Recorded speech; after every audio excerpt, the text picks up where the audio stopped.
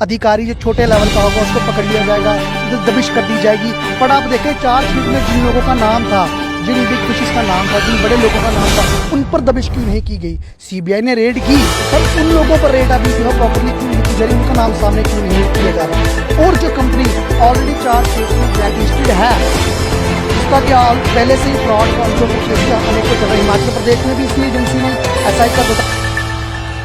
Jammu Kashmir service selection board पिछले कई सालों से जम्मू कश्मीर में कितनी अनएम्प्लॉयमेंट ख़त्म कर रहा है और कितनी सर्विसेज दे रहा है इस जम्मू कश्मीर स्टेट में, जहां अनएम्प्लॉयमेंट और जहां बच्चों का मेंटल ट्रॉमा दिन ब दिन दुगने से चुगना से 10 गुना होता जा रहा है, वहां सर्विस सिलेक्शन बोर्ड का क्या रोल है इसको ख़त्म करने में।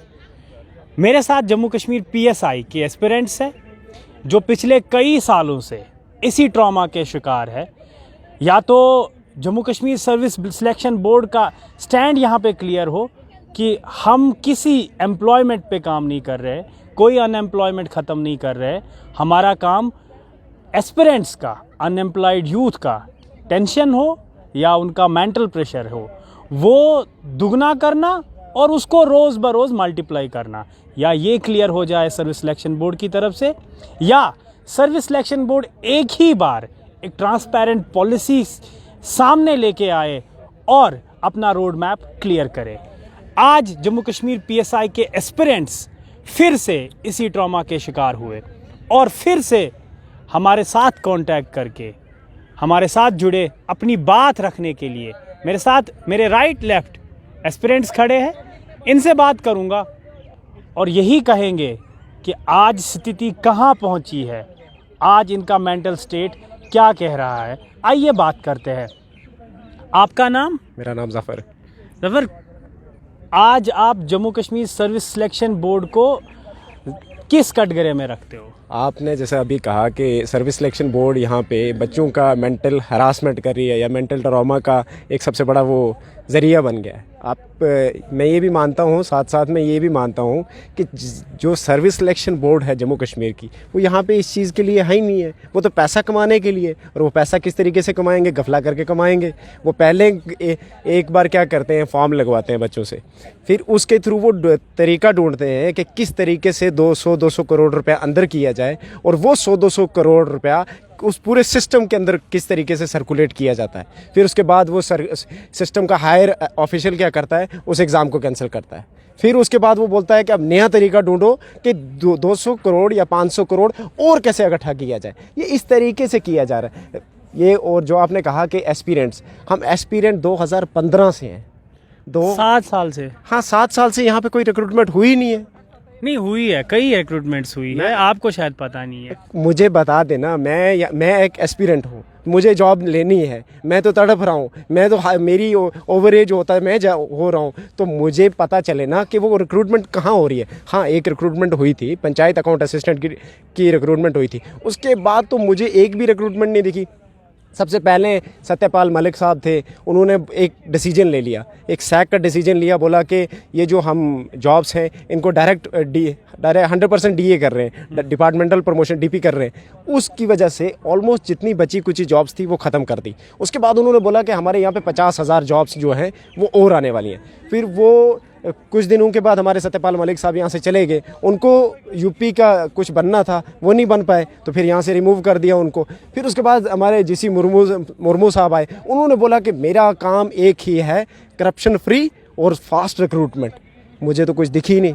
फिर उसके बाद आए हमारे मनोज सिन्हा साहब। मनोज सिन्हा साहब ने बोला मैं अपने I am a man of principles.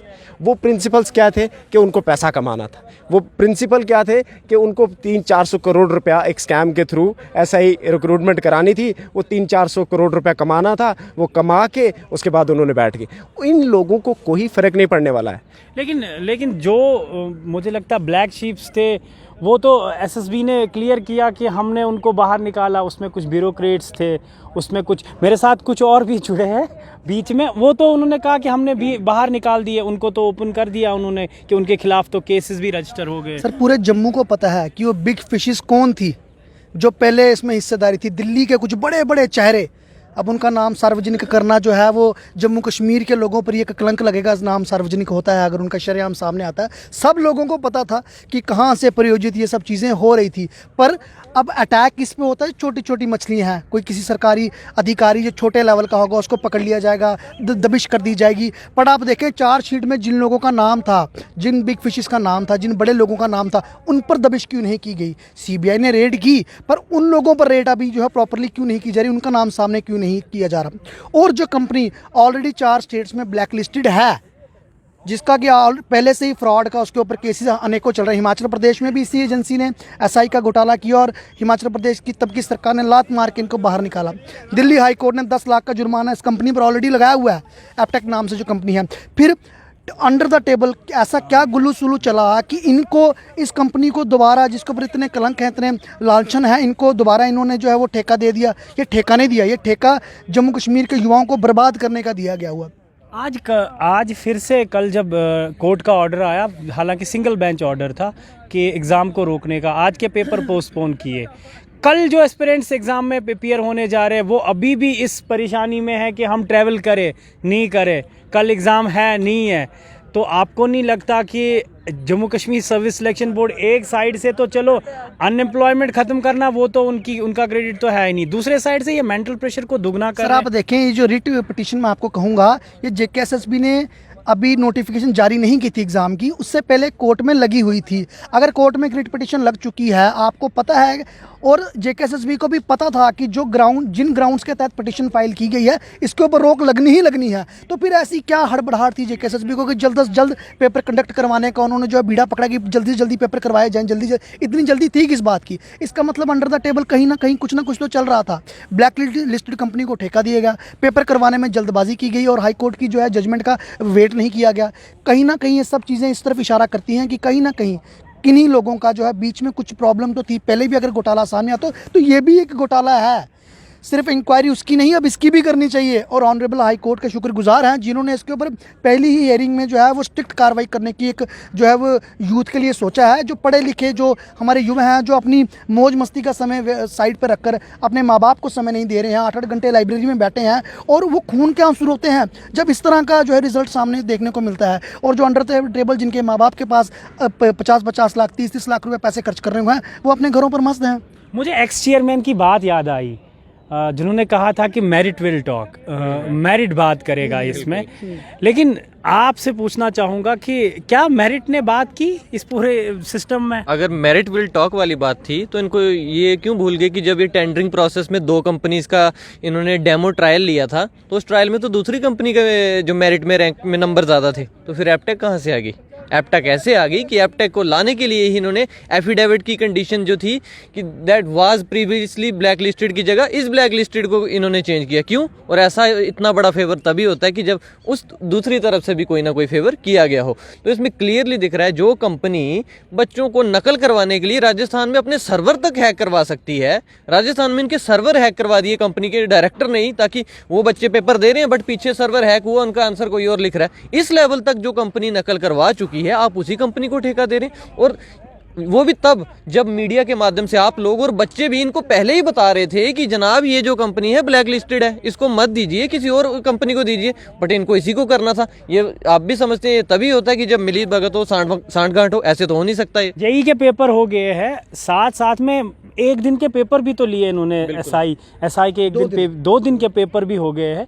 कल आज के पेपर इन्होंने पोस्टपोन किए, लेकिन क्या आप चाहते हैं कि ये पेपर अब यही कंपनी करवाए? क्योंकि हम सुनने में तो ये भी आया है कि आज जेकेएसएसबी की तरफ से तो वकील भी वहाँ पे गए हैं। तो आप क्या चाहते हैं कि ये कंपनी ये एग्ज़ाम करवाए? क्योंकि एसएसबी तो शायद चाहती है कि किसी ना किसी तरीके से एग्ज़ाम कंटिन्यू हो। ये वाला आज के दिन का पेपर हम किसी दिन किसी नेक्स्ट डे लेंगे, लेकिन पेपर्स कंटिन्यू हो। सर जेकेएसएसबी अपने एंड पे कुछ भी कह सकती है, जिसके ऊपर ऑलरेडी इतने एलिगेशंस लग चुके हैं, फर्जीवाड़ा इतना बड़ा सामने आ गया है। 2013 का जो है आपको फर्जीवाड़ा फायर एंड इमरजेंसी सर्विस का देखने को मिला था, फाइनेंस अकाउंट असिस्टेंट का लेटेस्ट फर्जीवाड़ा जो जेकेएसएसबी ने जो पेपर कंडक्ट कराया, पिछला पेपर जेकेएसएसबी, अब कितने फर्जीवाड़े जेकेएसएसबी दिखाएगी? जेकेएसएसबी के युवाओं से कोई लेना देना नहीं है। जेकेएसएसबी अगर कोर्ट में भी पक्ष रखेगी तो अपना रखेगी, तो ऐसा है तो वैसा है, अपने स्टूडेंट्स के या यूथ के फेवर की कोई बात नहीं करेगी। ऑनरेबल हाई कोर्ट को ही इसमें जो आज उन्होंने कल एक फैसला लिया, आगे भी उन्हीं को फैसला लेना पड़ेगा युवाओं के लिए कि एक ऐसी कंपनी जो ऑलरेडी फ्रॉडस्टर डिक्लेयर है उससे ठेका लेकर या होम डिपार्टमेंट अपने पास रखे या एसएससी अपने पास रखे, किसी भी तरह हो पर फेयर जो है वो एग्जामिनेशन कंडक्ट करवाई जाए। मैं ये आपको एक बता दूं कि आप कह रहे हैं उनके वकील आज गए हैं, आज वो गए हैं, उनका केस आज लिस्ट नहीं होगा। कल और परसों भी जो हाईकोर्ट बंद रहती है शनि एतवार, तो ये तो ये बच्चों को मूर्ख बनाना बंद कर दें कि कल का पेपर हो जाएगा, क्योंकि हाईकोर्ट इनके लिए तो स्पेशल खुलनी नहीं है सैटरडे संडे को। अगले हफ्ते इनका लिस्ट होना, उसके बाद दूसरे जो रिस्पोंडेंट्स हैं उनको नोटिस इशू होने हैं। तो इसमें चलो मैं वही कह रहा था आप, क्योंकि एक्सपेक्टेशंस तो ये थी कि आज ट्रांसपेरेंसी और अकाउंटेबिलिटी पे बात होगी, टाइम पे सिलेक्शन, टाइम पे रिक्रूटमेंट और टाइम पे बच्चे जो है जॉब ज्वाइन करेंगे। ऐसा देखा आपने, आप फिर से हुआ कि सर ट्रांसपेरेंसी एक चीज़ में है, पैसे लेने में ट्रांसपेरेंसी पूरी है। आप देखें, आपने जम्मू कश्मीर के इतिहास में कभी ऐसा सुना कि हाँ, सुनने में आता है कि इतने पैसे लगे, इस नौकरी में इतने पैसे लगे, पर प्रूफ कभी नहीं होता था। पहली बार ये प्रूफ हुआ है कि कितने पैसे लगे, अकाउंट ट्रांजैक्शन स्क्रीनशॉट सामने आ गए, बच्चों ने सामने आकर दिए, सब कुछ फर्जीवाड़ा पूरा ओपनली सामने लाया। उसके बाद भी जो छोटी छोटी मछलियां थी उनको पकड़ा गया। क्या बिग फिशेस पे किसने हाथ डाला? केंद्र में बैठे मंत्री, उनकी नाक के नीचे घोटाला होता है, ये सब घोटाला उनके नाक के नीचे होता है। उनसे किसने जब पूछताछ करने की कोशिश की, मैं आपको दावे से कहता हूँ कि जिस दिन ये सरकार हटेगी, ये लोग कुर्सियों से नीचे उतरेंगे, अपने घरों पर बैठेंगे, तो फिर सीबीआई इनकी गर्दनों तक पहुँचेगी। कुर्सी पर बैठे इंसान से सिर्फ कहने की बात है कि सवाल किया जाएगा, सवाल किया जाएगा, सवाल नहीं किया जाता है किसी से। आप देखें ना, सबको पता है कि फर्जीवाड़े में शामिल कौन है। आप अगर अपना माइक डाउन करके, कैमरा बंद करके किसी लोगों से पूछेंगे तो लोग आपको सच्चाई बताएंगे कि वो व्यक्ति शामिल है, वो व्यक्ति शामिल है, वो व्यक्ति शामिल है, उसका व्यक्ति हो रहा है, उसका बंदा हो रहा है। लेकिन कैमरा ऑन होने पर कोई नहीं करेगा, क्योंकि सब लोग डरते हैं। जो बोलने की कोशिश करता है, सीबीआई की रेड उसके घर पे दबी शाम को हो जाएगी, ईडी सीबीआई जो भी है, ये सब चल रहा है। इसका आप देखें ना, आपको और कितने प्रूफ चाहिए कि घोटाला हो रहा है, फर्जीवाड़ा हो रहा है, कंपनी फ्रॉड, पैसे हो रहे हैं, स्क्रीनशॉट सामने आ रहे हैं, सब कुछ तो सामने आ रहा है। उसके बाद आप क्या एक्सपेक्ट करते हैं? आपको और क्या चाहिए? मुझे, मेरे साथ कुछ और एस्पिरेंट्स हैं जिनसे मैंने स्टार्ट में सवाल किया था कि अब आप चाहते क्या है प्रेजेंटली, कि एसएसबी ये एग्ज़ाम करवाए नहीं करवाए, क्योंकि बच्चे तो, मुझे लगता है बच्चे तो इतने होपलेस हो गए हैं कि कुछ बच्चे तो एग्जाम के वेट करने में ही मुझे लगता है आधे पता नहीं कहाँ गए होंगे। ऑर्डर आ गया, ऑर्डर अभी आ गया है, कल से एग्जाम फिर से हो रहे हैं, कल से एग्जाम फिर हो रहे हैं। अभी ऑर्डर आया है, ऑर्डर भी अब आप लोगों के सामने ही आ गया है कि चाहने ना चाहने से कुछ नहीं होता यहाँ पे मनोज सिन्हा साहब के चाहने से होता है या एसएसबी के चेयरमैन के चाहने से होता है। और उनके किस तरीके से चाहने से होता है, उनको अपने किसी कैंडिडेट को फ़ायदा देना हो, अपने किसी कंपनी को फ़ायदा देना हो, तो उनके हिसाब से जो होना होगा वो होगा। यहाँ की यूथ के बारे में कोई यहाँ पे किसी को फ़र्क नहीं पड़ता, चाहे वो अपोजिशन पार्टी हो, चाहे वो रूलिंग पार्टीज़ हो, रूलिंग पार्टीज़ के मनोज सिन्हा साहब हों, क्योंकि अपोजिशन वाले कहाँ हैं? मेरा सवाल उनसे भी है, अपोजिशन की स्टूडेंट ऑर्गेनाइजेशन कहाँ है? अपोजिशन के लोग कहाँ हैं? वो मतलब एक डेमोक्रेटिक सेटअप के अंदर दोनों ऑर्गेनाइजेशंस का बराबर रोल होता है, लेकिन आज अपोजिशन वाले हैं कहाँ हैं? इसका मतलब कि अपोजिशन वाले भी चोर थे, वो आज जो सामने नहीं आ रहे हैं, क्योंकि भाई भाई को ही बचाता है, भाई चोर चोर को ही बचाता है ना। तो या तो ये वाले चोर हैं, तो इसी वजह से अपोजिशन वाले इसीलिए सवाल नहीं उठा पा रहे, क्योंकि वो अपने टाइम में वो चोरी किया करते थे, तो ये सवाल नहीं उठाते थे। अब तो ये आज के पेपर पोस्टपोन हुए, कल फिर पेपर होंगे, तो इस चीज़ को क्या समझते हैं आप? ये साफ तौर पे दिख रहा है कि ये सर्कस है और हम वो हैं सर्कस के बंदर। जम्मू का यूथ है सर्कस का बंदर और एलजी एडमिनिस्ट्रेशन है मदारी। वो हमें नचा रहे हैं जैसे उनका मन करता है। कभी हमें बोलते हैं लेफ्ट टांग पे खड़े हो, जब हम लेफ्ट पे हो रहे हैं, हमें बोलते हैं बाएं की जगह दाएं पे हो, जब हम दाएं पे खड़े हो जाते हैं। मतलब हम लोग बन चुके हैं वो जो लैब के अंदर चूहे होते हैं ना, जिनके ऊपर टेस्टिंग चलती है। हम JNK के बच्चे वो चूहे हैं जिनके ऊपर कभी उसको एक इंजेक्शन लगा के चेक करते हैं कि इसको दर्द हुआ कि नहीं हुआ, फिर जब उस पर नहीं होता दूसरा इंजेक्शन लगा। हम लैब माउस बन चुके हैं और ये जम्मू कश्मीर एक लेबॉर्ट्री है जिसके ऊपर जो कहीं का भी टेस्ट होना है वो JNK पे करेंगे। इसमें आप देखिए होने कैसे हैं, आपके LG बाहर के, आपके सारे एडवाइज़र बाहर के, IG जम्मू बिहार के, IG आपके श्रीनगर बिहार के, आपके सारे जो चीफ सेक्रेटरी बिहार के, सारी एडमिनिस्ट्रेशन की बाहर की। जब लोकल्स ने कुछ करना ही नहीं तो बाहर वाले तो टेस्टिंग करेंगे ना आप पे। ये मैं अब LG एडमिनिस्ट्रेशन को आप क्या कहना चाहेंगे, क्योंकि आज के पेपर पोस्टपोन हुए, कल फिर होंगे। आज जो बच्चे थे वो अब मैं कहूँगा कि मेंटली हैरेस हो गए वो बच्चे एक हिसाब से, क्या कहेंगे? ये जो हमारे भाई ने कहा सच बोलना स्टार्ट कर दें तो वही बहुत बड़ी बात है। प्रैक्टिकली जो है बच्चे इस टाइम पर, बच्चों के बिहाफ पे मैं एक बात कहूँगा कि एक चम्मच में सर पानी लिया, पानी लें ये लोग और उस चम्मच में पानी भरो और पानी में अपना मुंह डाल के ना आत्मदाह कर लें। इन लोगों से ये कहना चाहते हैं, क्योंकि बच्चों को रोज़ रोज़ मारा जा रहा है, खून के आंसू, युवा वहाँ यहाँ रो रहा। आप लाइब्रेरी के अंदर जाएं, किसी बच्चे से अगर आप बात करें ना सीरियसली होकर, तो उसके आंख से आंसू छलकेगा ही छलकेगा। एक एक 1.5 साल से बच्चे पढ़ाई कर रहे हैं, अपना टाइम, जिनको मूवी देखने जाना है, मस्ती करनी है, फ्रेंड्स के साथ घूमना, नहीं, पूरा सिंसियर होकर पढ़ाई करें, क्योंकि उम्र जो है वो नहीं किसी का वेट कर दी। माँ बाप के आगे फेस करने से पहले एम्बेरसमेंट फेस करनी पड़ रही है कि पिताजी से 100 रुपये मांगू, 28 साल उम्र हो रही है, और पिता को एम्बेरसमेंट है कि मैं कब तक इसको फीड करता रहूँ। और इतनी एम्बेरसमेंट के बीच में पेपर कैंसिल 1 बार, पेपर कैंसिल 2 बार। निहायत ही निकम्मी और बेशरम भरी एडमिनिस्ट्रेशन से कोई भी एक्सपेक्टेशंस नहीं है।